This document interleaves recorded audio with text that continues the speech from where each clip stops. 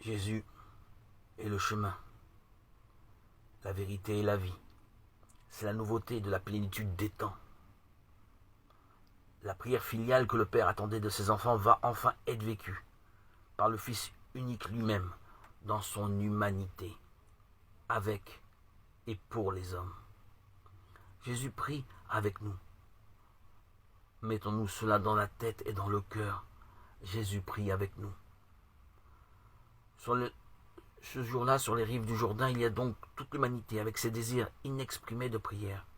Il y a surtout le peuple des pécheurs, ceux qui pensaient ne pas pouvoir être aimés de Dieu, ceux qui n'osaient pas franchir le seuil du temple, ceux qui ne priaient pas parce qu'ils ne s'en sentaient pas dignes.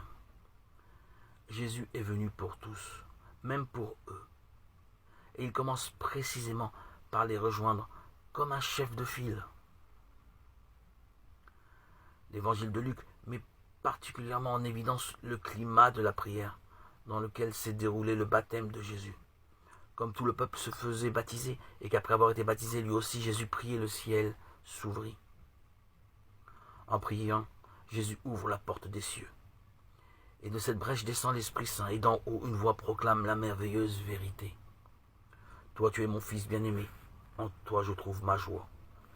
Cette simple phrase contient un immense trésor. Elle nous fait comprendre que quelque chose du mystère de Jésus et de son cœur, toujours tourné vers le Père. Dans le tourbillon de la vie du monde qui finira par le condamner, dans les expériences les plus dures et les plus tristes qu'il devra subir, même lorsqu'il fera l'expérience de n'avoir pas où reposer sa tête, même quand la haine et la persécution se déchaîneront autour de lui, Jésus ne reste jamais sans refuge. Il demeure éternellement dans le Père. Voilà la grandeur unique de la prière de Jésus. L'Esprit Saint prend possession de sa personne, et la voix du Père atteste qu'il est le bien-aimé, le Fils dans lequel il se reflète pleinement. Cette prière de Jésus, qui sur les rives du Jourdain est totalement personnelle, il en sera ainsi pendant toute sa vie terrestre, deviendra, par grâce, la prière de tous les baptisés dans le Christ. Il a lui-même obtenu ce don pour nous, et nous invite à prier comme il priait.